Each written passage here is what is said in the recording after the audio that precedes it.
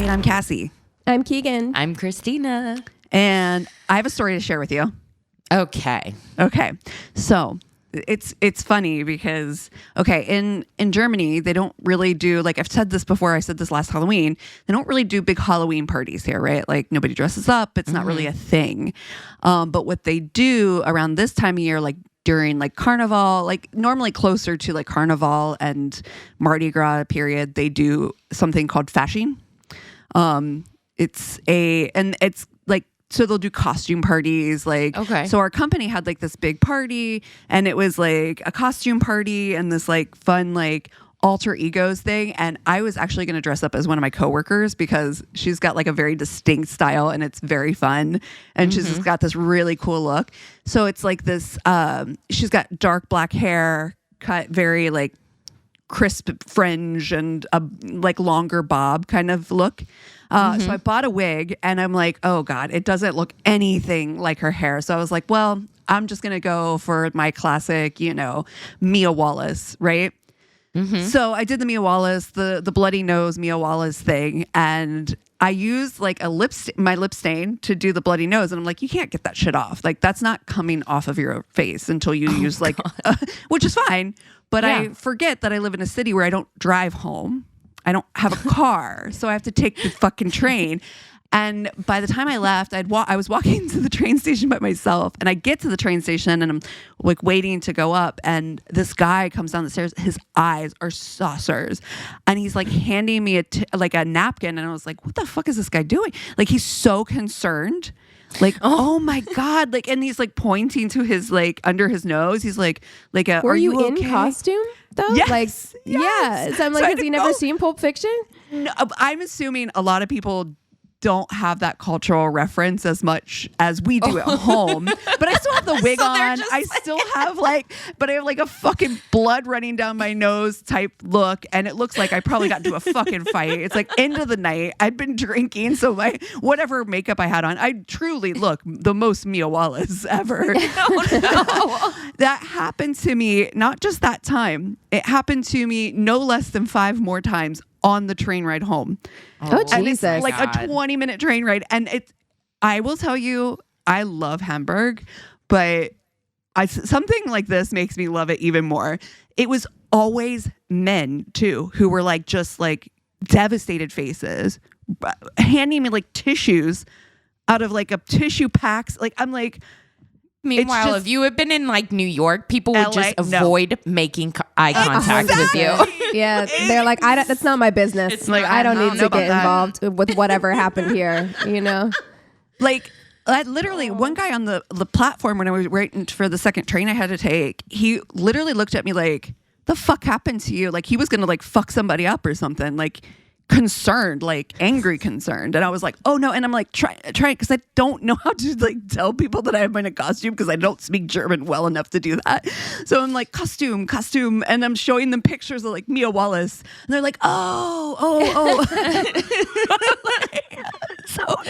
Oh my God. Also trying to explain that in a different language too would be so difficult. It was the funniest thing that's ever happened to me here. It was I'm like, so then I was like, by the time I hit like St. Pauli, I have about like 2 to 3 more stops after that or something. And St. Pauli, I was like, from that moment on, people were like, whatever, she's fine. Oh my God. Because it's like Reeperbahn, right? So it's like red light district. It's like kind of a party place. So I like, and then then I'm like judging people for not offering me a tissue. I'm like, ew, actually. Are you not concerned for me? Chris didn't go with you? No, it was a work thing. Oh God, could you imagine if Chris was with me and I had a bloody fucking nose? Oh my God. People would have tried to fight him. Chris, people are going to be looking for you. It's probably best he wasn't with me. We had our own adventure last night. I was just kind of telling Keegan about it before we hopped on. So yesterday, we're recording on a Saturday. Yesterday was Valentine's Day. Mm-hmm. And we didn't feel like driving to LA or Bakersfield or whatever and spending a shit ton of money on. That's the problem with Valentine's Day. It's just like, I don't ever want to do that. Like, it's one of those holidays that I thought would be a much bigger deal when I was a kid than it actually turned out to be for me as an adult, because I was like, I'm not going out. It's too crazy. Well, and for New us, Year's. Yeah. For me, so I think I've told this on the podcast before. My dad used to take my little brother out every year for Valentine's Day and buy all of the ladies flowers and chocolates. I'm tearing up. By the way, I'm like PMSy. But that to me, I'm just like, we didn't do a lot of special things for holidays around our house, but for whatever reason, like that was the thing. So Valentine's Day has always been a little precious to me in that way, just because of my dad. And especially now that he's gone, it means something. So I'm like, I don't want to spend a shit ton of money eating a mediocre meal. Let's go finally check out the nursery / steakhouse place in our small town. And when she said that to me, I was like, I need clarification, because I was like, plant nursery. Yeah, I was like, nursery. Is this a daycare / steakhouse? Because that would be really keep fascinating. Going messy, but the steaks are so delicious, so tender, very tender. No, so we get there. First of all, Eric had to try to call multiple times, and then finally had to go in to make this reservation. Hold on. Also, when did he make the reservation? Did he make it day of? No. This week. Okay, because you got to be side-eyeing any place that you can make a reservation day of on Valentine's Day. No. It was earlier this week. So we get in. There's there's an older man and maybe his wife or whatever that are doing acoustic song. We come up and it's blasting outside Elvis in the Ghetto. What? In the Ghetto? No. Oh, wow. Why would that? Wow. That's not appropriate Valentine's music. And so we open the door and I'm like, this place has everything. It's one of those places with it has a sled as a shelf. It has this feels like an episode of Parks and Rec. Oh, you know what I mean? Their special. One of their special meals was a filet with a side of ribeye.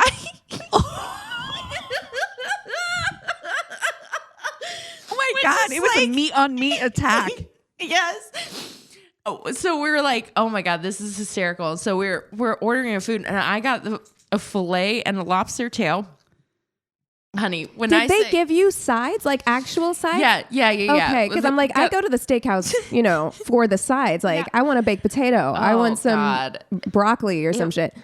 It was an experience. Listen, we were like, oh, okay, we both want to have some red blend. So we were like, do you guys can we get a bottle? And she's like, actually, it's a box. Girl, no. Shut up. Wait, did you just say it's a box? It's a box. What's in the box? I was like, okay, get a bottle of your blend. It's a box. Ma'am, what? Yeah. You put that woman in such an uncomfy position too, because you know that people don't often ask for a bottle, probably. Yeah, girl, and just say we don't offer it by the bottle. Just say that. Don't tell me that it's the box. I mean, as soon as I taste it, I was like, "Oh man, am I gonna have a headache tomorrow?" And my head is pounding today, but. Yeah, it was quite the experience because I when we left finally, because it was not very good. We didn't say anything or whatever, and of course we tipped and everything. But I was like, okay, what I love is that we did it for the plot. You know what I mean? Sometimes you just have to do it for the plot. If you live in a small town, honestly, it is one of the more charming things about visiting a small town is going to the wacky restaurant that's in town. That all the locals go to, or the one that people think is fancy is the best. Oof. Yeah. Oh, girl, I have the best story about that. So my boss at one of my place I worked 2 or 3 places ago was a really snobby British man. I mean, he probably still is, but really snobby, only dressed in expensive custom tuxes or suits and Savile Row, he's people very like that are fascinating to me because I'm like, where are you going? It's not Mad Men times anymore. So I'm just unless you are working he owned the company. Okay, he owned the whole company. All right. Yeah. So all right. When he was first starting out the business, though, he's always been kind of this way, I think. So, but when he was starting out his brand, he would go to like different distributors in different places all over the US. And he went to visit a distributor, I think in like maybe like Wisconsin or like Minnesota, something, but it wasn't in like the city proper. It was like kind of on the outskirts of the city. And this guy was like, I'm going to take you to this amazing new Italian restaurant. Just opened. Everyone's raving about it. They fucking pulled up. It was Olive Garden. Oh, babe. I mean, listen, I'm not going to lie to you. I love an Olive Garden adventure. I do. Endless salad, endless breadsticks, amazing. But that, no. Like, it's not, it's Italian the same way like Taco Bell is Mexican, you know? Like, it's not really an Italian restaurant. But Wisconsin, though, has got to have some great mom and pop place. Like the cheese game has got to be incredible. Did you hear, speaking of Valentine's Day, did you hear about Benny Blanco for Valentine's Day? And this, sanitary purposes, I've got questions, but he filled a bathtub with queso for Selena Gomez. Oh my God. He just gave her like a shit ton of chips and then filled an entire bathtub with queso. I mean, if I would eat from the middle. Yeah. You know what I mean? Right. Exactly. And we have eaten chips off of a hotel room duvet cover. Yes, that is true. Exactly. But yeah. No edges. Who amongst from the us? Center. Yeah. Also, no judgment. They're rich enough that I'm like, did he buy a new bathtub? True. Yeah, they could have reglazed afterwards. It'd be fine. Oh my God. Can you imagine that smell seeping into the porcelain though? In your shower? And it always just smells like fucking Velveeta. I feel like there's a better way to do that. Yeah. You know, I appreciate the gesture. Yeah. Truly. But in the bathtub. I do think they're cute as shit together though. I actually do too. I know I will always regret kind of talking shit on them early on. I think they're so cute. Yeah. Because I do actually think they're very, very cute. And she seems really, really happy. And he seems to like adore her. I love it. Yeah, I love it too. Also, love that what's her face? Bianca Sensori. Leaving that relationship. Thank God. Yeah. That was. I don't know what you're talking about. Oh. Kanye's wife. Oh, girl. Yeah. Talk about somebody who looked like they were. Yeah. She looked very uncomfortable. Case. Like it was very, the worst. Oh, it was heartbreaking. I really not, I don't know what goes on behind closed doors or whatever, but the way it looked like she was coerced into basically being naked on a red carpet just really broke my heart. Right, because people have said that she's always been a little bit of an exhibitionist in the way that she dresses, like even before she was with him and stuff, and so that's all good and fine. But the footage that I saw, it did look like she, even if she had decided maybe early on, like, oh, this would be really shocking, I'm gonna do this. When she got there, it looked like she had changed her mind. It looked like she didn't want to take her jacket off. Yeah, she did not look comfy. And it did look like he kind of pushed her to do it. Yep. And like at that point, it's just like, I don't care if it was her idea initially. Once she gets there and she's like, I'm no longer comfortable with this. That should be the end of that. Yeah. You know, 100%. Yeah. Oh, awful. Yeah. Well, fuck that guy. Yeah. Seriously. Truly. Well, it is February. It is. And the current administration, oh my God, has decided to do away with quite a few holidays and or celebrations of cultural heritage. Yep. So things like Black History Month have been removed from the White House national holiday kind of recognized holidays on their website. Latin American History Month, Women's History Month, Juneteenth, all of these things have kind of been removed. Native American History Month, all of this stuff. Yeah. So, which is what bonkers, the fuck, dude. Like, honestly. Yeah. And Google has also chosen to follow suit, removing all of those markers from their calendar. Also updating the Gulf of Mexico to be the Gulf of America. I just don't even get it. It's the best TikTok I've seen besides all the Duolingo stuff, but one of the best TikToks I've seen recently was like, if you started calling the Gulf of Mexico Gulf of America immediately, then you shouldn't have a problem using fucking pronouns. Right. Yeah, you get it. You can change what you refer to something as pretty quickly, it turns out. Also, just like, it's so embarrassing. It's like, this is what we're spending our time on for fucking real? Have you looked it's just broadly a gestures at everything? The fucking terrible tax plan that they have, the fact that they're completely gutting Medicaid.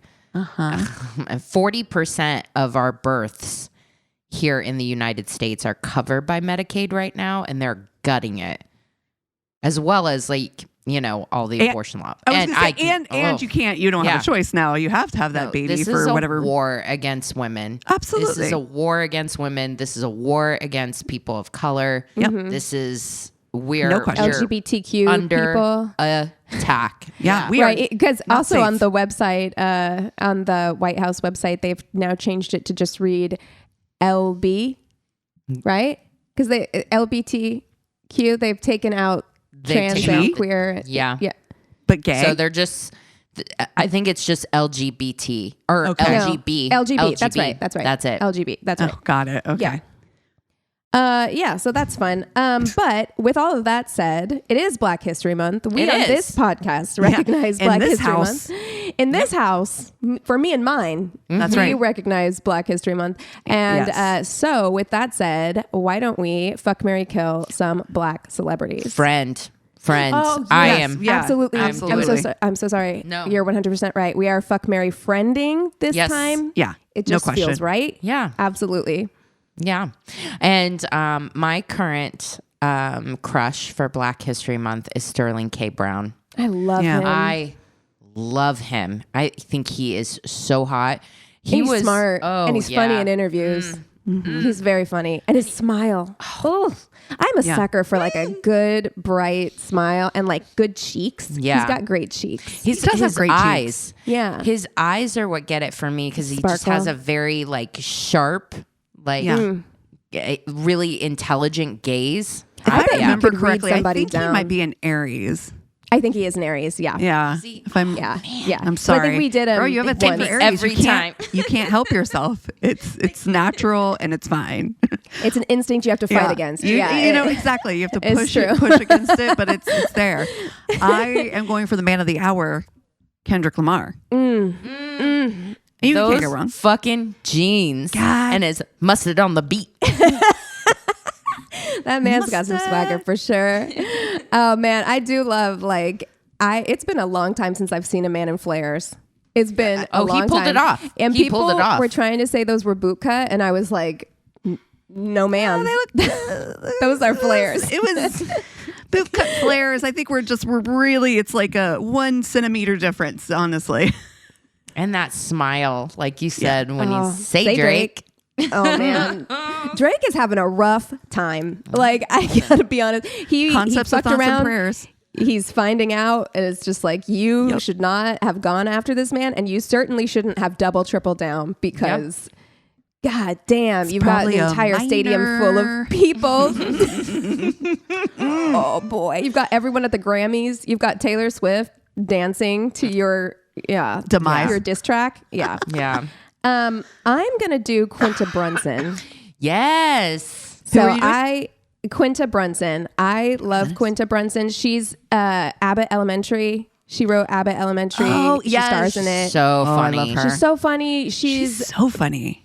Yeah, and she's been amazing for a long time because I think before this she was on like BuzzFeed or something. She was on like one of those where she was doing lots of like early on in her career, where she was like writing and in sketches when BuzzFeed was doing a lot of stuff like that. Yeah. And she was always funny. She was always kind of like a standout. And then Abbott Elementary is so good. It really fills that like Parks and Rec hole. Yeah. Because, that stuff can be really hit or miss when you have that kind of half-hour sitcom-y situational workplace comedy. But Abbott Elementary brilliant. And I love that she's getting like all her flowers right now for that totally. show. So, yeah. You know who else is like a hardworking comedian who I'm hoping gets a lot more recognition is Jay Johnson.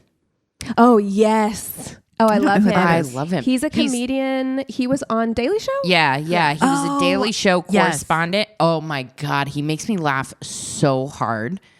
He's so intelligent. And on YouTube, he puts out what's the equivalent of like an entire new comedy show, like once a week on YouTube. So it's pretty incredible. Yeah, his TikToks are great too. He's got good crowd work. Yeah, he has a good, speaking of Kendrick, he has kind of one of the best like breakdowns of the Kendrick Drake beef. I love it. So if you need just like a crash course, he does a great job of that. Yeah.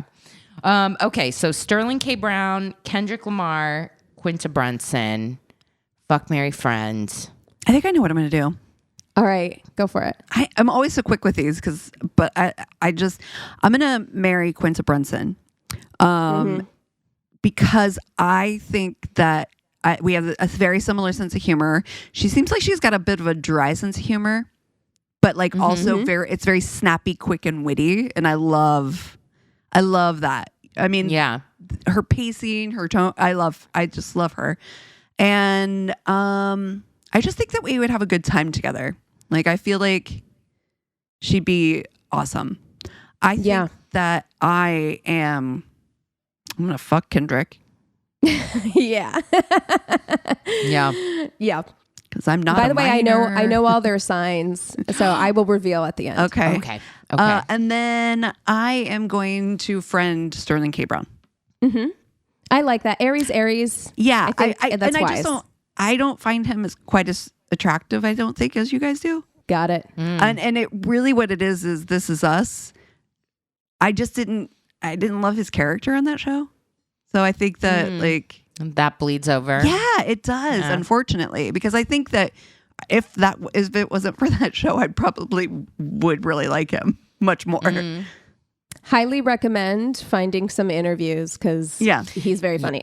he was hysterical in that movie. I think it came out last year, maybe the year before. American Fiction. Oh, I still haven't seen it. Oh, it's I so own it, good. and I still haven't seen it. Oh my God. He was like the brother. And I just remember his one line that he had was so funny where he's like drinking before a morning flight. And his brother's like getting on him. He's like, I'm not flying the fucking plane. Perfect. Yeah, mind your business. When it's about like the fucking plane. When it's about air travel, please back off. For real. Okay, I think I know what I'm going to do as well. Okay. I'm going to marry Sterling K. Brown. I, and me and a fire sign, questionable. However, I think that he is clever and funny, and I think that he's going to like read someone down for you, which I would appreciate. Yeah. Like if somebody is fucking with you and he's going to do it with a smile on his face. Let's put it this way: it does produce a lot of steam, water and fire, tons of steam. Things are steaming up, and I also do find him physically attractive. I'm going to fuck Kendrick. Yeah. I'm going to fuck Kendrick Lamar. There is an attitude there that is hot. That is just so hot. And also, I just think that Quinta Brunson would be the best friend. Yeah, totally. I think that she would be so much fun. She is witty. I think she's got a really cool sense of fashion. Like her fashion sense is really cool. And she's going to give good advice. She gives me like vibes that she's going to tell me what I need to hear. Yeah. But she's going to do it kindly. Yeah. She's going to be one of those friends. She's a Sagittarius, right? Or on the cusp. She is a Sagittarius, but it's December 21st. So like the next day is Capricorn. Yeah. Yeah. So she's I take that. Cusp. Yeah. Okay. This is hard. This is really hard, but I think I'm going to actually marry Kendrick. Okay. I mean, you can't go wrong. Would love to be in the studio with him and come up with insults for people. God, it's amazing. Literally, how does it feel to have someone live your dream? Like, I loved all those TikToks that were like, Kendrick has taught us not to be our best selves. They're like, be as petty as you can. Yes, in the really high level way. I'm just like, that's my dream. And yeah, I love his push, his drive. It would be fun, like being in the studio, listening to beats, watching him come up with the music and everything. So huge fan. I'm going to marry Kendrick. He would also slay your enemies. Yeah. You know, in song. Yes, in verse. I got a list. Yeah. We'll go down the list. Yeah. I'll be starting beefs every other week. Babe. This person cut me off at the grocery store line. Here's your next Grammy. And then, I'm going to fuck Sterling K. Brown. Yeah. It's on. It's on like Donkey Kong. It's right on. So. Oh, that'd be fun. Yes. He seems tall.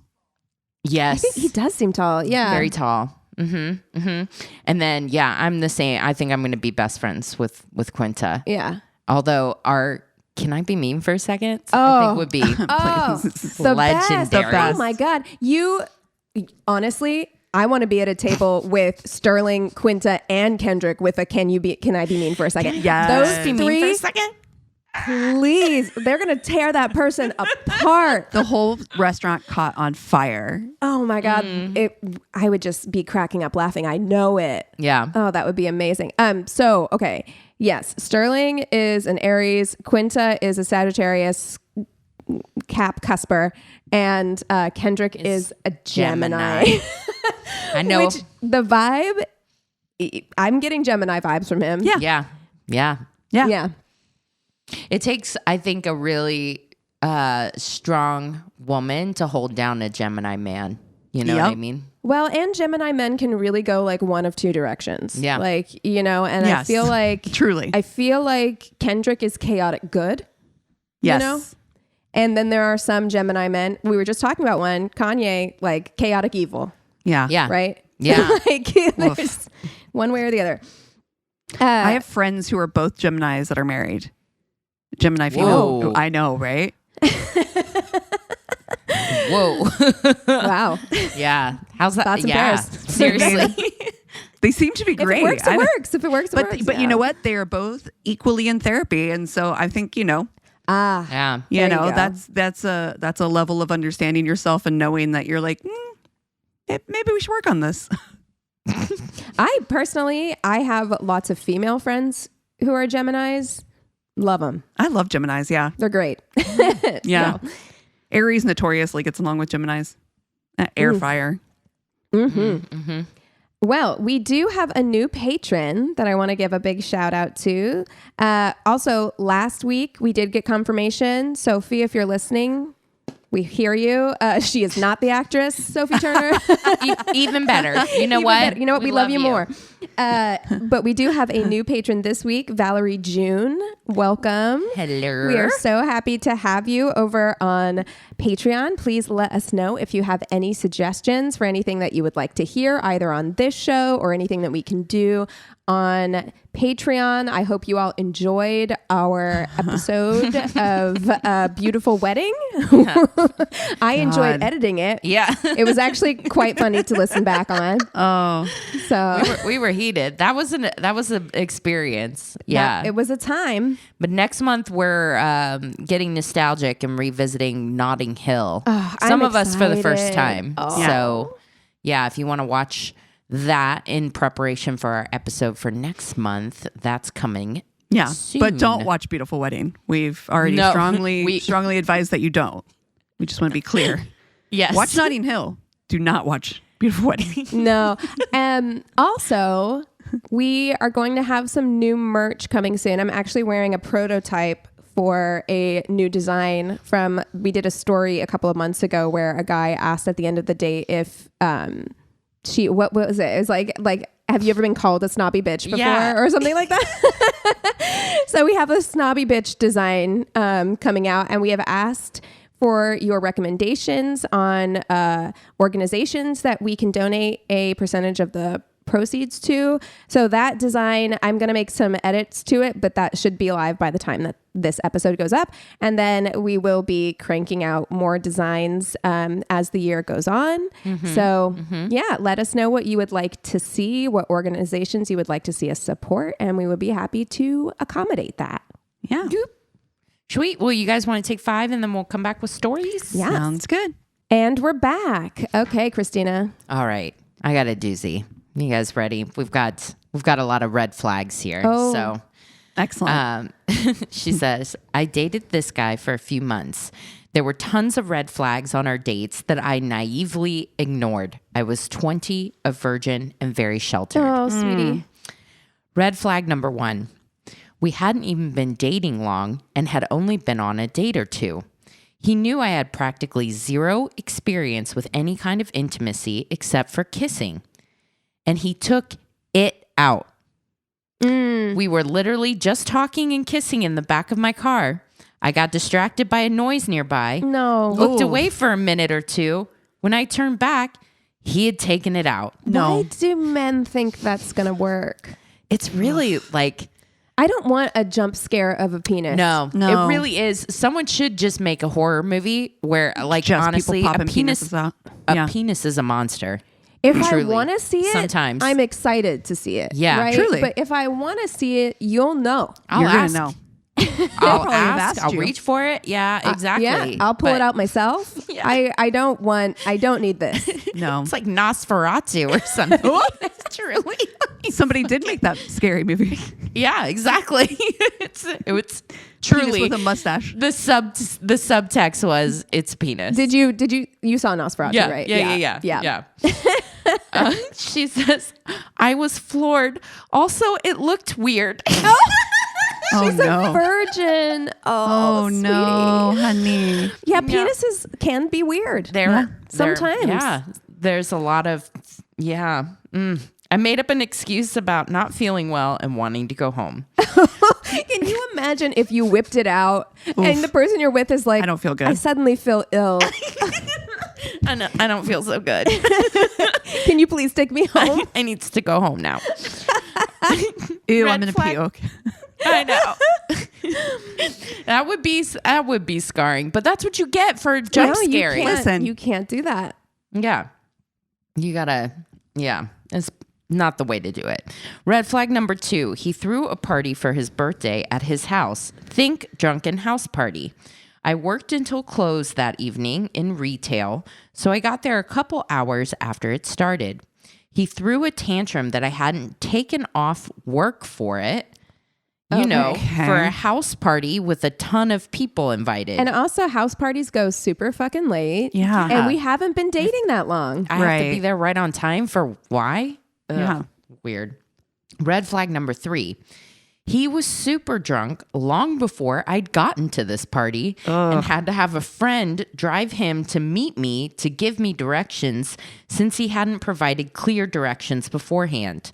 We got inside and he tried continuously to get me to drink. I declined as I intended to drive home and wasn't really a drinker. She's also 20. He tried to show me his room. Turns out he lived with his mom, which wasn't unusual. I lived with my parents too. Here's where it gets weird. He took me first to his childhood bedroom, twin bunk bed and all, and told me that the poster of some anime chick on his wall was his girlfriend. Oh, wow. Shows me tons of card books of Pokemon cards or some other gaming cards. They were all piled up in the closet. I like and that she all doesn't over. even know. Yeah, she's like, I don't know. I don't know. It Pokemon, was something. some cards, all over the bed, desk, etc.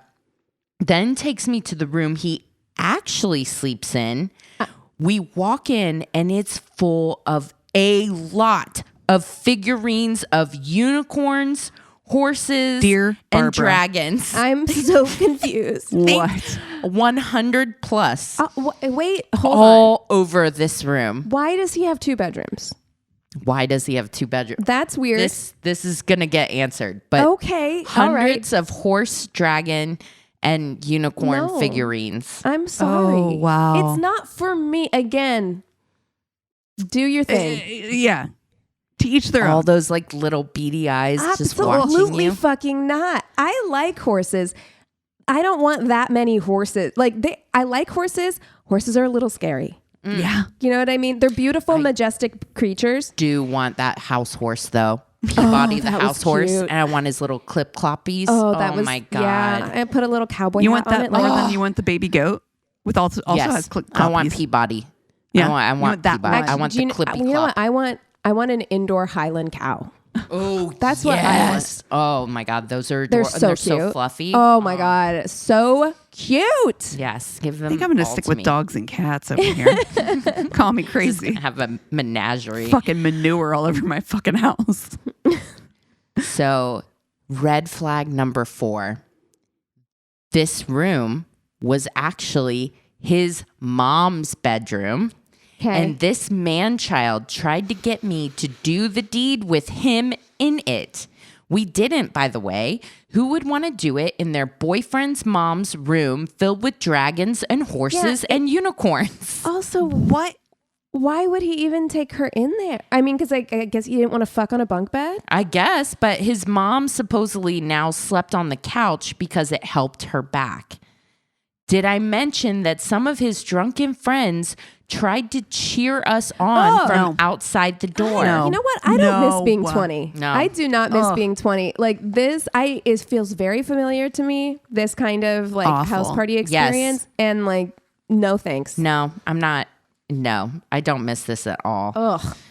Red flag number 5. When I went to talk with mutual friends at the party, he decided to take most of his clothes off, except for his boxers, and allow some drunk woman to wear them.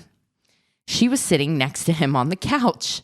So I look into the living room, pretty open floor plan in the house, and see this. I walk over and ask why she's wearing his clothes. He says something I can't understand because he's slurring his words so heavily and tries to get me to sit on his lap.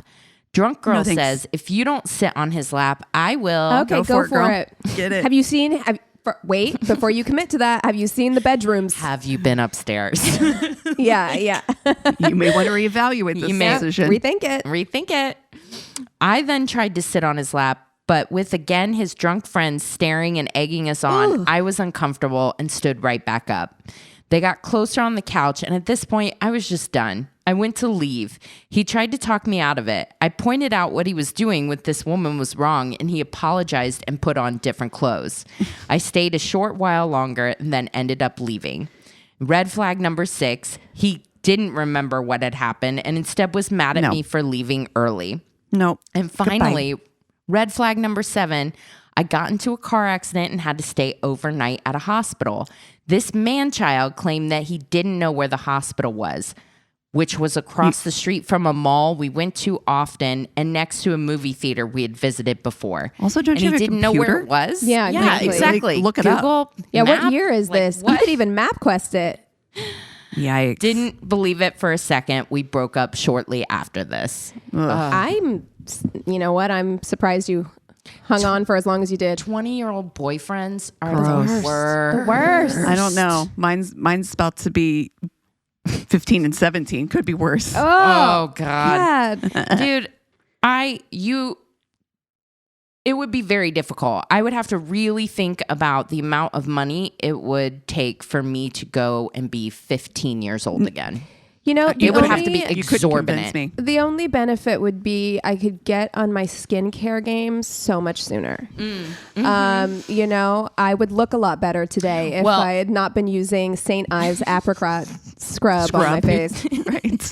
Clear as silk. Sea breeze. We get a cease and desist from Sea Noxzema. Breeze. Do you remember how like dry your fucking face felt after you used Noxzema? Yes. It wasn't like the main ingredient, like just alcohol. It was Probably. just dried you out. And it was just like it stung, and you're like, "That's how you know it's working." And That's how you know it's working. The way we convinced ourselves that pain was part of the process, like we're like, this is how it's supposed to be. Yeah. Oh my God. I'm like remembering things like I at one point used a lot of Sun-In. Oh, Sun-In, I did too. It turned my hair red. Yeah. Yeah. Yeah, and just dry as shit. Yes. Disgusting. Yes. Oh man, what were we thinking? I don't know. I really don't know. Like, oh my god, the blue LA looks. Oh, just girl, a lot of that gel. And scrunching into crunchy curls. Oh man, I didn't really have a gel in my life at that time. I didn't either. I didn't do the gel thing, but I do remember that being such a trend. Like girls who had kind of wavy hair, just kind of crunchy. And straightening the bangs. Bangs were straight. Yes, and then the rest of your hair was like crunchy, curly. Triggered. Yeah. Attacked. Yeah. She's like, I did it. Bitch, quit I did talking it. about me. I had the big fat curling iron that I would curl. Yeah. Curl my bangs. Straighten curl the and bangs. then crunchy It curls. Crunchy. Wow. was a beautiful time. It was something. And then I would put on my vest. Oh, And my little, because we're doing business Little casual business at the club. people. Yes. Yeah. Girl, the short vest with long t-shirt underneath, please. Oh, that was the way. Kind of a sheer t-shirt, like a little see-through with that so vest. many layers. Ugh. So many layers. So many camisoles. Business casual for the fucking club Kitten Hills at the club. was a real thing. It was. We were a mess. What were we thinking? I don't know. Oh, I girl. definitely went to the club in a pencil skirt and platform heels, like those like platform ones with really tall heel. For sure. Yeah. Yeah. What I didn't do was ever go to a club in a skirt because I was going to dance. I wasn't going for nobody else but me and the dance floor. My love affair with the dance floor. That was it. So it was always jeans. Yeah. All right. So, or a really, really low slung, inch long, like zipper, right? Pant. Low rise. Yeah. Oh God. Anyway, sorry. Off topic. Anyway, so my story. My first date ever, I was 15 and so excited. My parents were letting me go on a date. Their rule had been up to this point that I was supposed to be 16 and have my driver's license. But this guy, he was 17 and was a longtime friend, and they made an exception. We lived in a very small town, rural area, and the closest, quote, city was an hour drive. He came to my house, picked me up, talked to my folks, promised to have me home at a reasonable time. We made it to the restaurant in less than an hour because he drove 90 to 100 miles per hour. Oh.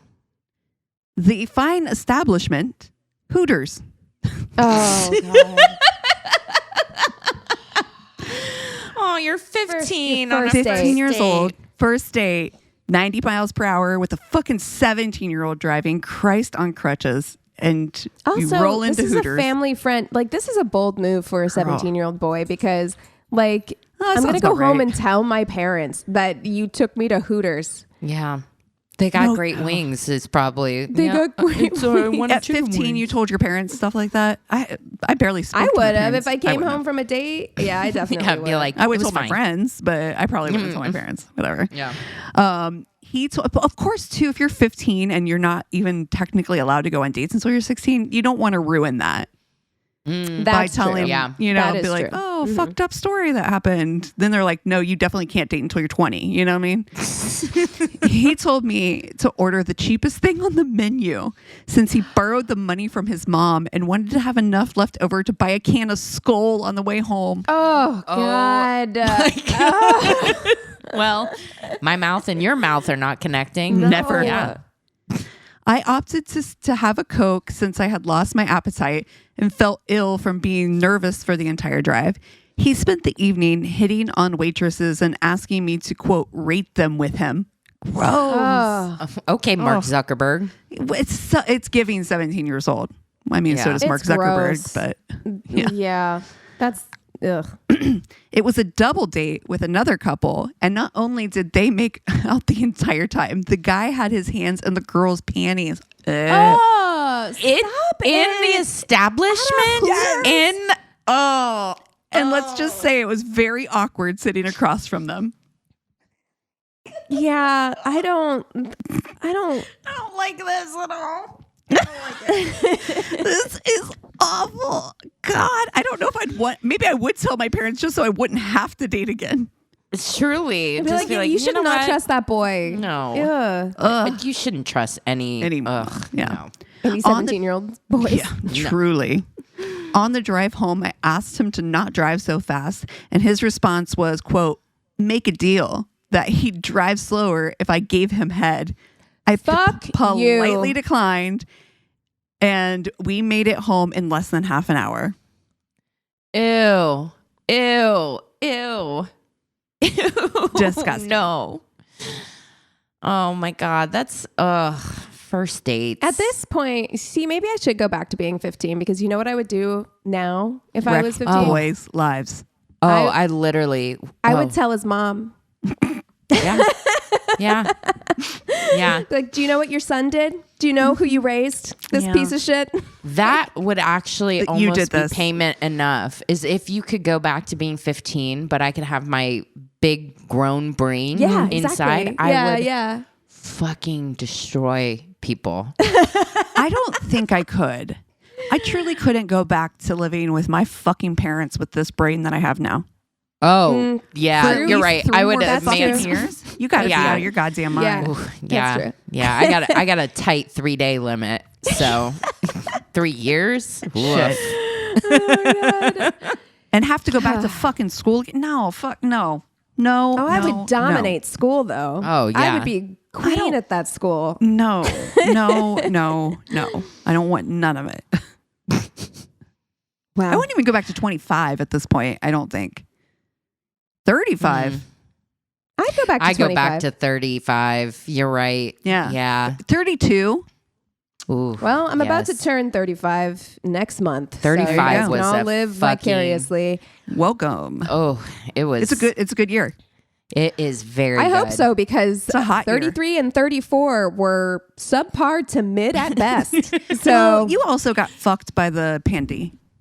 So my whole 30s got wrecked. You were not having prime 30s, because 30s are the best. Yeah. 30s are pretty fucking amazing. Wicked good. I even had the divorce and the pandy in that, and I'd still be like, yeah, I'll do that again. Yeah. 30s. Hot shit, dude. Yeah. Yep. Watch out, world. Here comes Keegan. That's right. Big and 35. Like, I'm tired. The life has beat me up, bitch. I'm tired.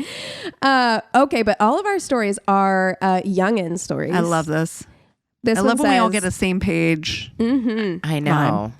I signed up for online dating. I was 18 and thought I'd meet someone nice. Oh, sweet baby angel. I ended up talking to someone, Ben, and we agreed to meet up at a bar for a few drinks.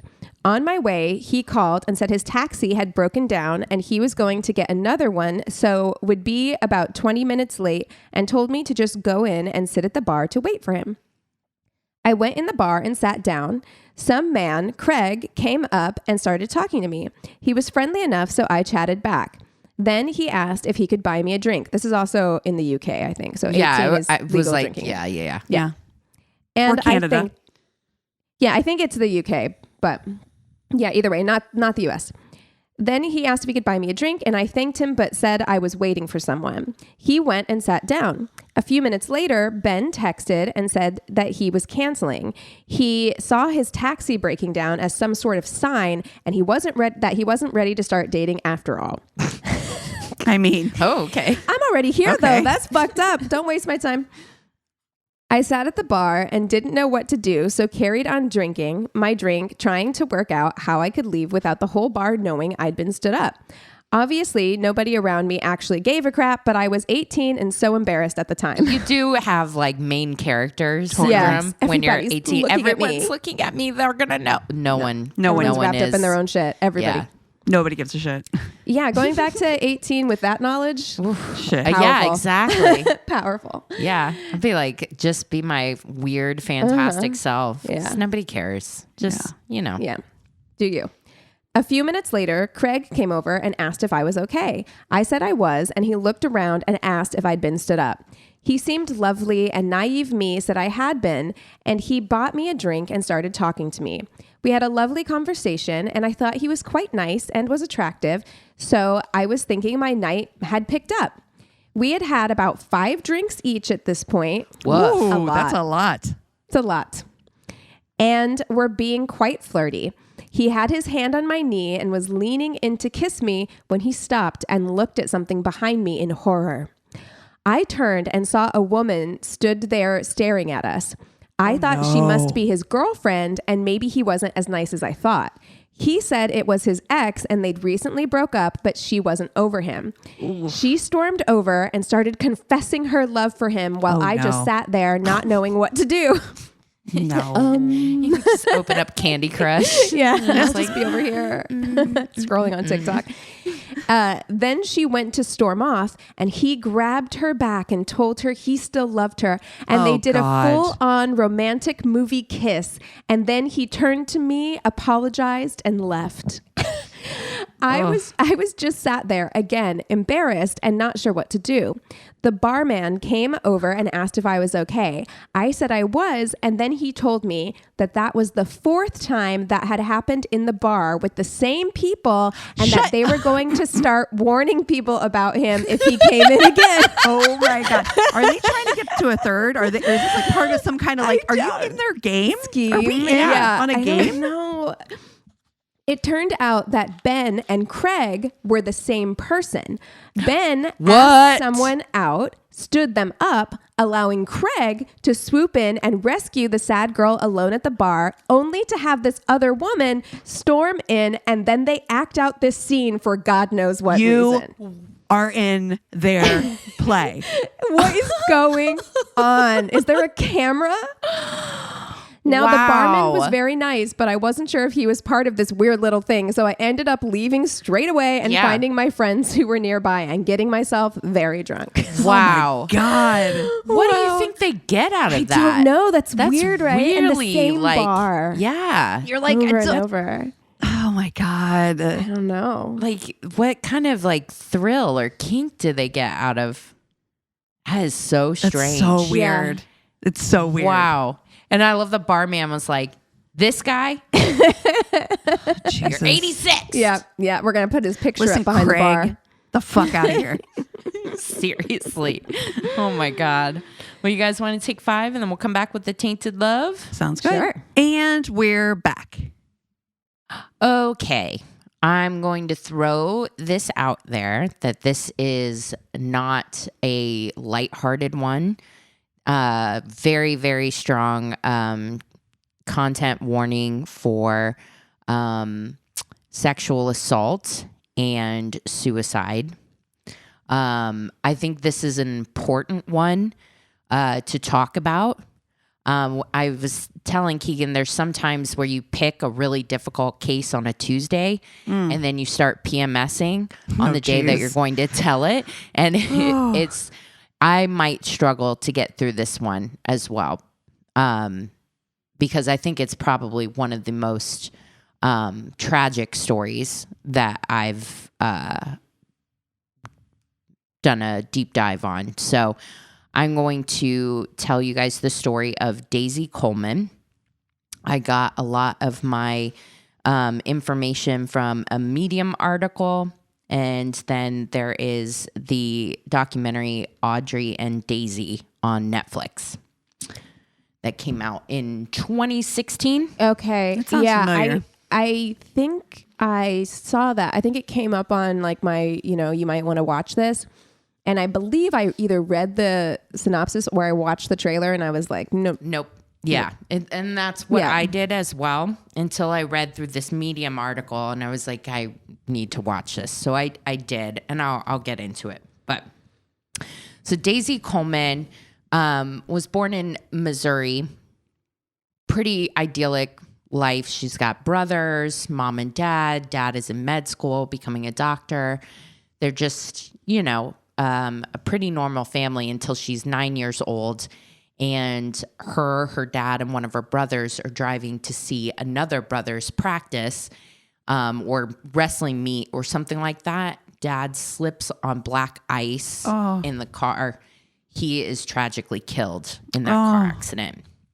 So she was very much like a daddy's girl too.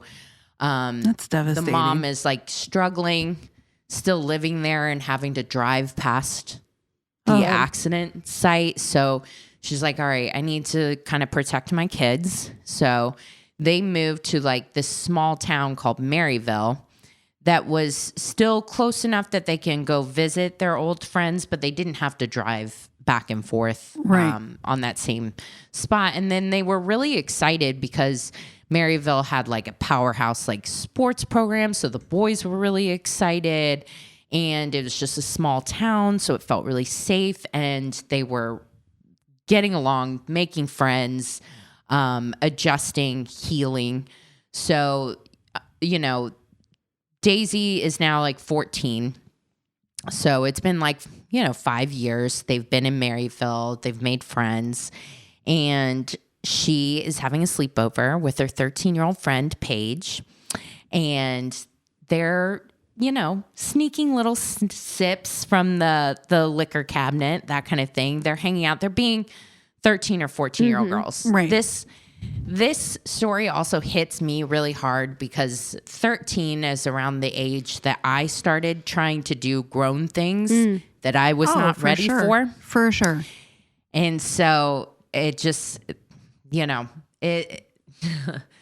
Eric and I were talking about it because I was watching the Audrey and Daisy documentary last night, where I was just like, man, I don't know what I would do with a 13-year-old girl. Do you know what I mean? Or like a 13-year-old in general, where you're just like, you are not grown. When you look at pictures of these, I'm like, you're a child. You're a literal baby on this earth. You are not a grown person to be doing any of this stuff. Anyways, 5 a.m, Daisy's mom hears this weird sound, and she's kind of half awake, and she's like, what is going on? Only to go outside and see her 14-year-old daughter, Daisy, in the front lawn. It's winter in Missouri. Her hair is frozen to the ground. Oh my God. So she calls the brothers. They scoop her up. They wrap her in a blanket, trying to get her blood temperature. She's incoherent. She's basically like almost comatose. Yeah. Probably hypothermic. So they're trying to warm her up. They don't know how long she's been out on the front yard. They get her into a tub because she's not warming up from the blankets. And that's when they notice that she has severe bruising on her thighs. Oh, Jesus. And so they're like 911 immediately. Rush to the hospital.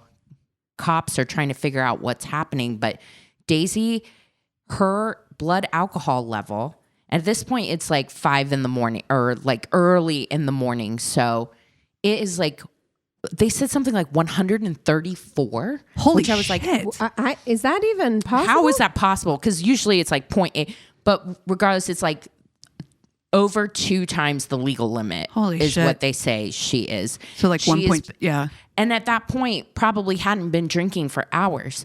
So they were like, she's How? lucky she's not dead. Yeah. Like basically blood poisoned, Yeah. So she's still incoherent. So they're like, it is probably why she didn't freeze to death, though.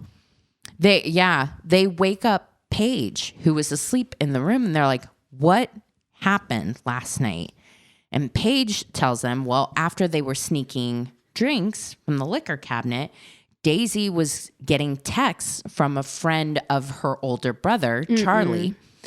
His name is Matthew Barnett. He's a 17-year-old star football player who started texting her, being like, hey, do you want to come over and hang out? I'm having a party in my basement. A 17-year-old has no business fucking around with a 13-year-old. Ever. I don't care if it's a small town, a different time. Real weird. It's very weird. And I'm sorry, when you were 17 and you saw a 13-year-old, those are, like you said, Christina, that's a child. They're right. child. I mean, things get a little bit different when you get into, like, maybe when you get into high school, and everybody's in high school, and sometimes you end up at the same kinds of things. But to seek at 13, you're not even in high school yet. No. So you've got someone seeking out a middle schooler as a 17-year-old, as someone who will be graduating high school in the next year. That's probably. fucking weird. It's very fucking weird. Yeah. So 13 and 14, they're thinking, holy shit, jackpot. Older guy. Of course, I would have thought that. 17-year-olds want to hang out with us. This is like a social dream.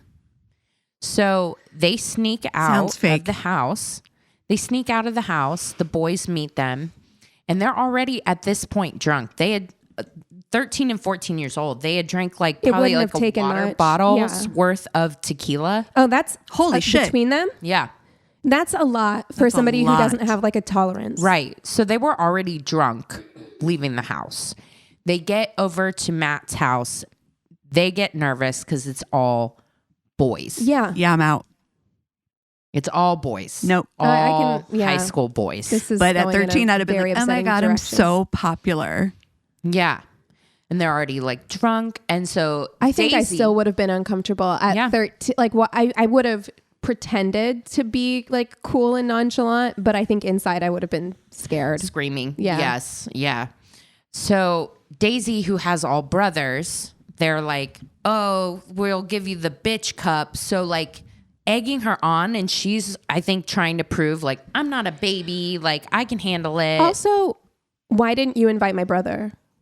Yeah. You know, like if this is a, like you're my brother's friend and we're all just hanging out. It's fucking weird. Then you should feel comfortable calling him too. Like, why am I at a party with all these guys and my brother's not invited? Right. So basically, like Paige gets like Daisy is starting to get plied with like alcohol, and Paige gets taken to another room by a 15-year-old boy. She is sexually assaulted. When she comes back out from that room, Daisy and Matt are nowhere to be found. She ends up like looking through a crack in one of the doors, and she sees Daisy and Matt on a bed. They're both naked from the waist down. Daisy's half hanging off the bed, clearly incoherent. Wow. Once they get back in, they immediately like take the girls back to their house. They tell Paige, go back inside because Daisy can't stand. You know, we'll wait with her to sober her up and then make sure she gets back in. Paige goes back inside, sneaks in, gets in the bed. I feel bad for Paige too, because to know that you left your friend, you know, that's something that would stick with you forever. That's just like, because that is one thing, 13, right? It's something that you learn as you get older, where it's just like that girl thing where it's like, no, I'm not leaving my friend with you, right? You know, but you these don't are older know, boys. right. You're 13. You've also been assaulted through a trauma. Yeah. You're drunk too. You're, and you know, my God, yeah, horrible. So, yeah, as soon as Paige gets back in the house, the boys take Daisy out of the car and dump her in the front lawn because it's almost dawn at this point, and drive off, and they don't want to be seen with a drunk minor. And so they ride off into the sunset. Fucking monsters. Or sunrise. So, yeah, Daisy's at the hospital. Paige has told her story. Charlie actually looks on the front lawn and finds Daisy's phone, is able to get into it and sees the texts. Oh, shit. From his friend, Matt Barnett, and immediately is like, I'm going to kill this guy? This is fucked up. Yeah, exactly. Like or Paige is telling the truth. Something fucking happened today. Because again, like you said, he wasn't invited. Right. So like, what the fuck? Insane. Right. Yeah. And I have, you know, I'm the only girl with 3 brothers. I've got a brother close to age and me with like, you know, a similar age. And I cannot imagine the reaction of my brothers if they found something like this out. Yeah. Yeah. So they bring Matt in. They bring another guy in who they heard like videoed the whole thing. Fucking they disgusting. bring in the 15-year-old that essayed Paige. The 15-year-old's like, yes, I did it. I'm guilty. She definitely was too drunk. I fucked up. This is awful. He gets sentenced to a juvenile facility. So that case. Matthew, on the other hand, Matthew Barnett is the grandson of a state representative, Rex Barnett, and the Barnetts are a big family in Maryville. Oh my God, I fucking know this story now. Yeah. God damn. So the deputies are tiptoeing around him, and his story just keeps changing, and they're just like trying to give him every single out. But finally, they do charge him. The video is gone. The video got deleted. So I like, if it was consensual, why wouldn't you keep the video when the police come knocking? Right. Because doesn't that vindicate your friend? Exactly. But video's gone. So they're waiting on charges. And meanwhile, Daisy goes back to school and the school fucking hates her. Everyone turned on her, calling her a whore, a slut. Like no one believes her. Yeah, She's I have to be honest. I wouldn't. I mean, it's hard to know what you should do in these situations. I'm not judging. Like, I sure as shit wouldn't make my kid go back to that same fucking But that's school. kind of how I feel. I'm like, I don't think I would send my kid back to that school. Like knowing the way that teenagers are, also knowing like there have so far have been no repercussions on this person. So she's going to have to go to school with these people and friends of this guy. Like, no. Yeah. So the sheriff in Maryville, and I would love for everybody to know his name, Sheriff Darren White, is on record saying that girls have as much culpability in situations like this. Oh, I remember this. I remember this quote because, I'm from Missouri and I do remember this. Yeah, fucked up. He is very much on record saying, like, the girls are the ones that keep bringing this up. The boys want to move on with their life. Yeah, no they fucking kidding. do something with their life. I wonder why they want to move on. I sure bet they do.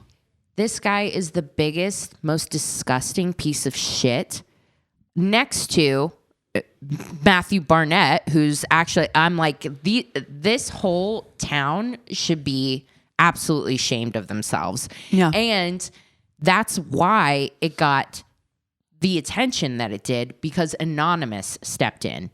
Because on social media, there were some people in Maryville saying, this is what Maryville is. Like, it's a boys club. Like, boys can get away from anything, especially if they play football, because eventually charges do get dropped. They get Jesus dropped fucking Christ. because the prosecutor says, oh, there's not enough evidence. It's a he said, she said There's case. plenty of evidence. You have a witness. You have eyewitness testimony. Right.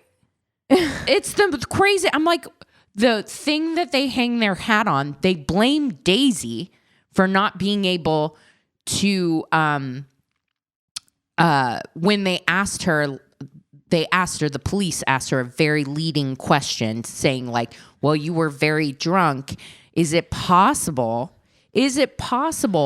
that you said you would trade sexual favors for alcohol? And she was like, I really don't remember. I don't know. I mean, it may be possible. Even if she'd said that, but it doesn't matter, because even if she'd said that, if she's too drunk to consent. So whatever she's saying, it doesn't matter anyway. Exactly. Secondly, she's 13. Thirdly, why aren't they being charged with attempted Underage murder? drinking. Because they left her out there in... Truly. Yeah. Like, she could have died. Yeah, she could have. So, like, why aren't they being charged with that? Yeah, those At are bare great minimum, questions. like reckless endangerment. Yeah. Yep. Drinking and driving. Drinking underage. So many charges there's so many that could charges. have been. Yeah. So no, charges are dropped. Bare fucking minimum. That's when Anonymous gets in the case. And they're like, what's going on in Marysville? And it brings now nationwide attention. Now, there's good and bad, because the good news is that they put another prosecutor on the case and reopened the case, and we're going to bring new charges. However, that also meant that now nationally, everyone knows about this situation, and social media is a thing, and everybody's got an opinion on it. And so what was just a small town or high school bullying becomes national online bullying. We got to start taking people's like computers away. Like the way that people are online the boldness with which people feel they can share their opinions is so like fucked up. And then they're in this school, they're getting bullied, and they're being told by the police and by their lawyers, don't say anything because it may ruin a case. So they just have to take it. Fuck. She can't stand up for herself. No. Charlie can't stand up for her. They just have to take it. It gets so bad. The online bullying gets so bad. Their house gets vandalized. Their house gets burned down. Jesus They finally Christ. fucking move. Yeah. She's a child, you know, like this is a child. Like what the fuck And you is have wrong with grown people on their fucking clickety-clack keyboards typing up the most vile, disgusting things about a 14-year-old girl. It's so fucking infuriating. Sad. Like it just makes me so sad to know that like, and it just gets reinforced over and over again. And it's really, at some point it becomes like very, very difficult to hold on to your like wish for humanity to be better or your belief that humanity is good at heart. Like it's really, really hard whenever you have people that have this kind of okay. I was about to take it in a whole different direction, but I'm going to just stop right there. No, it's so hard. So this mom is doing what she can to like move, get her kids. Meanwhile, they're having to take all the doors in the house off hinges because she's basically she's tried suicide to watch, I'm sure. Suicide 4 times. And this special prosecutor again is like, I don't think that we can make this case. In the documentary, it is heavily implied because of the job that the cops did initially in quote unquote investigating.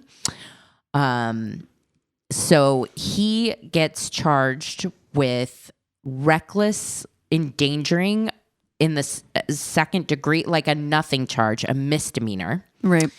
He gets a suspended sentence. So no time in jail and 2 years probation. The charges against the other dude that filmed it were dropped. Daisy struggles, but she's trying to make it beyond this. It gets picked up by Netflix, who does the documentary Audrey and Daisy, which basically centers around Daisy's case and compares it to the case of Audrey Potts, who was a similar age, 14, got drunk at a party, passed out with a bunch of teenage boys who wrote all over her body. And I remember took that pictures of it. And then when she went back to school, everybody had seen it. And 9 days later, she hung herself in the bathtub and died. So the documentary, I think, was positing the fact that Daisy ended up connecting with other survivors, and then, yay, like that's what we need to do, like give them a voice, and that's why Daisy's alive and Audrey is not.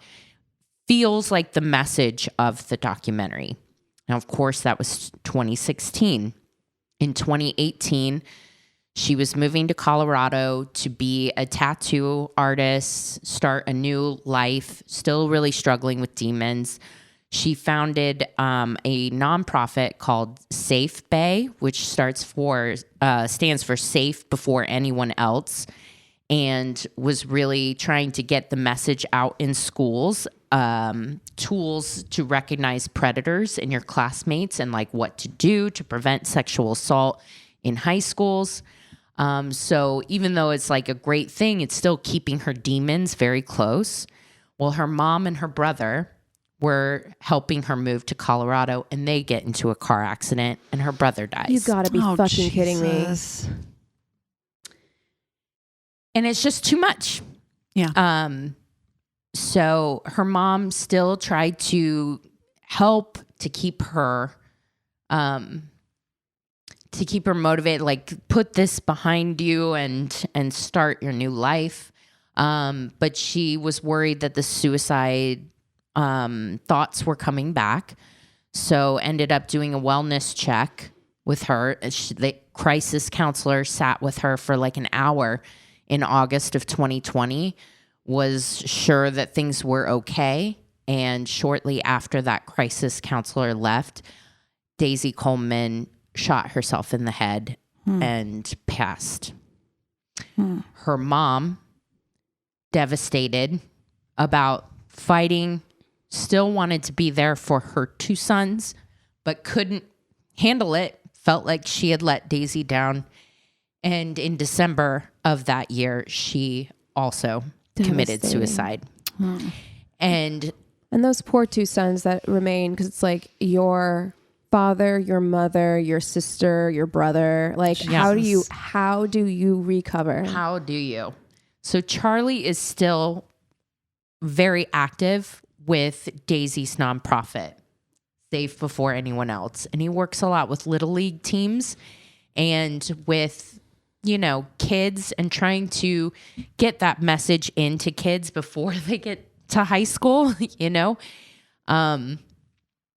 I thought that this story was so important to tell right now just because of where we're at in the national conversation for women and girls, removing a lot of the options that we have to get help. A lot of these school programs are gone. A lot of our healthcare is gone.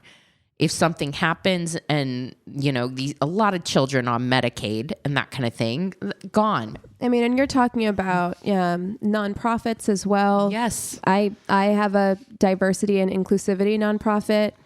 It's rough times. It's scary times. The funding is being cut. The ability to get funding is being cut. And I'm sure that they're feeling the impact of that as well, which is going to have ripple effects, throughout all this work that they're trying to do. Because, it's like, yeah, we need to be getting to middle schoolers, but it's like, we need to be getting to boys. Yes. Yeah. We need to be getting to boys. We need to be educating boys. Like, of course, we need to be talking to everyone about like being safe and the things you should look out for and the things that you should do. But women, there's so much pressure on girls and women to be like constantly fucking vigilant. Yeah. All the time. And we are from a very young age. We start to learn that stuff. We start to learn not to leave each other alone, not to be alone with but groups of men. It's not our responsibility. But it's not. No. That's exactly what I'm saying. It's also not our fucking fault. No. It isn't. No. And it's fucked up because since this documentary was released in 2016, what have we seen the rise of? Andrew Tate. And that fucking disgusting misogyny is just like rearing its head. Yeah. So it feels like any progress we might have made, I do not feel like a fucking single thing has changed. And in fact, if there is a change, it has been for the worse. Sliding. Yeah. Mm-hmm. It got better for a little while. Mm-hmm. Right. And then like anything, there's a backlash to progress. And now I feel us sliding, and we only have, we have an administration that's going to reinforce those beliefs. Yep. And going to make it much, much harder for women and girls to get the help they need. Yep. Be able to have options should the worst happen. Mm-hmm. It's so sad and scary, devastating. Yeah. And I just really wanted to highlight that organization because I do feel like Keegan, like you said, so many are losing funding. So many are losing the grant dollars and the support that they need to really make a difference. Mm-hmm. I'd like to encourage, the link will be in the show notes so you can check it out and see, help and donate or... It's going to fall on individuals. It really is. I mean, like I just had a meeting with my nonprofit co-founders and we had to talk about that. We were like, well, what do we do? Things have already begun to become more difficult in terms of applying for grants and federal money and stuff like that. Mm-hmm. And you really have to rely on community. We have to rely on each other. So yeah, I think that's a great idea. Share the information about this organization. And if anybody feels able or inclined, donate, because you need money to run a nonprofit. Yeah. And it's just, again, the problem is still there. It's not like, we've solved it. I feel like, our natural inclination to always blame the victim, or feel like, well, they should have made different choices and then this wouldn't have happened. I just really want to highlight, you need to confront that thought. If that's your first knee-jerk reaction, is to think like, oh, they put themselves there, like it wouldn't have happened if they had done blah, blah, blah. Like, confront that, because that is definitely internalized misogyny of it's the boy's fault. Yeah. It is the fucking boy's fault. Well, and they knew exactly what they were doing. Crime, right. It's their fault. And they knew exactly what they were doing. It's not an accident. I don't give a fuck that they're like 17-year-old boys. They texted girls who were a lot younger than them. There was already a power imbalance. Mm-hmm. They plied them with alcohol deliberately. Yep. All of this was part of the plan. And then to leave her outside in the winter shows such a lack of human decency. They just didn't even see her as a absolutely person. Criminal. Right. Yeah. I don't think that people understand, unless you're have lived in the shoes of someone who presents as female, how often we literally just are holding our breath all the time. All the time. And I'm not saying, like, I was just telling the story about like what an incredible experience it was to live in Hamburg and have like so many, specifically guys who were so concerned about the way I looked in a costume because it looked like I had gotten beat up. Right. But like, that's such a not experience that I would ever expect.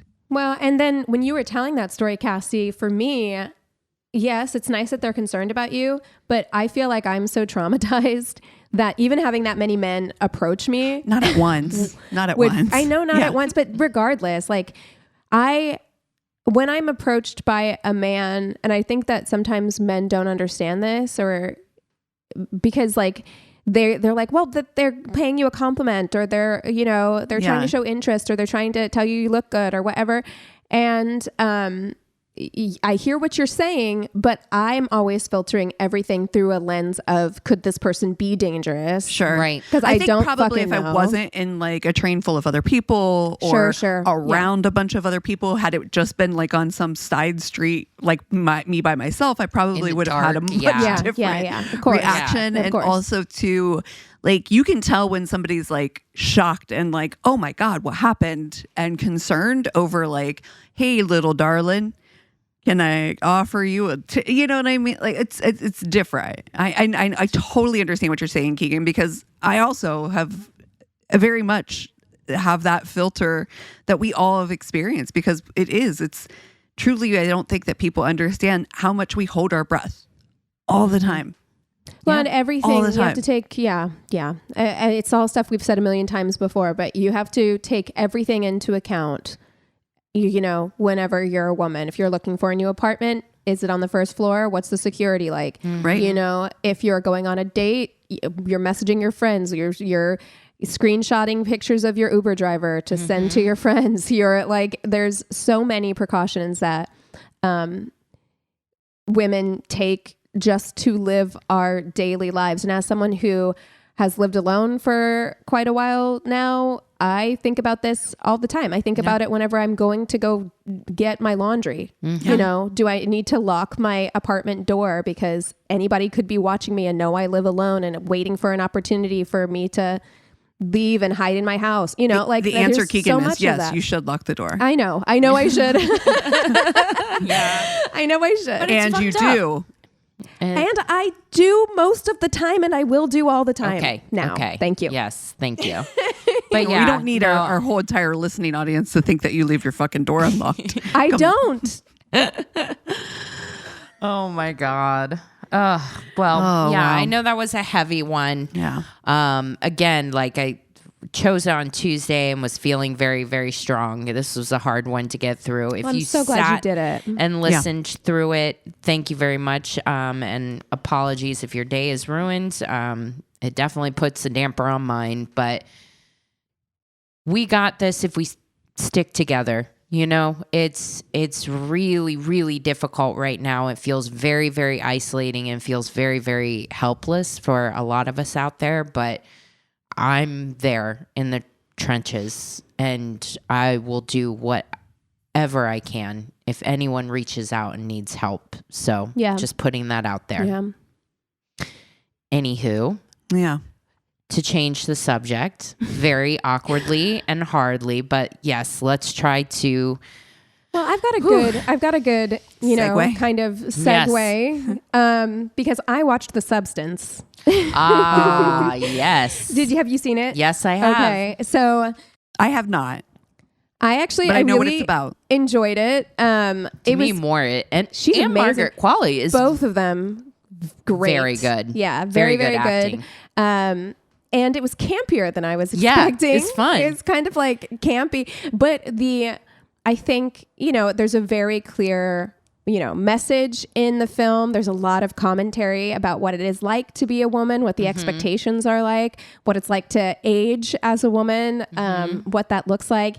And I really enjoyed it. The way it's shot feels very French. Yeah, it's really, the cinematography is really great. It's interesting. I put off watching it for a long time because I heard that there was a lot of horror in it. It's body horror. But it's body horror. Yeah, there's a lot of body horror. It's a little ick, but it's not a scary movie, Cass. Okay. I think that you would. Good to know. Oh yeah, it's not scary. It's just, Okay. there's some gross stuff, but you can just look away, if you're really icked out by that kind of thing. But yeah, Demi Moore, you know what? I know that people kind of like roll their eyes when you're like, she's so brave. But I actually think she really gave her all to this role and was very committed, and you could feel that. And it was powerful. I thought it was great. You know what other movie I want to watch is The Last Showgirl. Oh, me Pamela too. Anderson. Totally I want to see cannot that. Me too. Yeah. wait Me too. to see that. So That looks good. I'm stoked for women of a certain age having really great, meaty projects. Yeah. Even though Baby Girl was not my favorite, it was still Did you watch actually it? Yes, I did. I need to see it. Oh, should we not do it for a Tainted Love movie? It actually would make a great Tainted Love movie. It's pretty out there. I'm still just it's really cool that older actresses are getting these great roles, and that makes me happy. Yeah. Nicole Kidman, it's a little hard to watch for me. And Yeah. she's very breathy in this role. A lot of breathing. I've seen a lot of clips. Yeah. I saw the father figure clip and I can't help it. There is something a little sexy about that. I don't know why, because it shouldn't be. Yeah. Oh shit. Yeah. Okay. Yeah. I haven't. I need to watch this movie. You know what it is, This sounds like a movie that I can watch alone with a glass of wine or something. Definitely. Yeah. You would be. Text me if you do, dude. I saw the Pedro Pascal version of the father figure dance. He had the shirt on, unfortunately, but Yeah. Well, I'm still knee deep in Severance. I'm so deep in. I'm listening to the Severance podcast. Oh Jesus. I'm hearing that more and more. I was listening to Daily Zeitgeist and their guest, Blair Saki. She was saying that she's so deep into Severance that she's listening to podcasts too. She's like, I'm so deep in it. And I'm like, damn, shit. I mean, I'm still on season 1. The season 2 is so far. I loved season 1 too. I loved it. It was one of my favorite shows. So good. Yeah. Season 2 is blowing it out of the water. Wow. Okay. It's bananas. Wow. Also, I want to marry John Turturro. Yeah. Love him. It's amazing. I haven't really watched so much of anything, but I did read another filthy book that I can highly recommend to you, called Wreck Me. And oh shit, it is okay. Wow. I'm still thinking about this book, and I'm already on another book, so I'm like, it's there. Yeah, it's a good one. I got Fourth Wing, by the way. Fourth Wing. Try to start so reading good. it. Okay. This weekend. Good. Okay. keep me posted.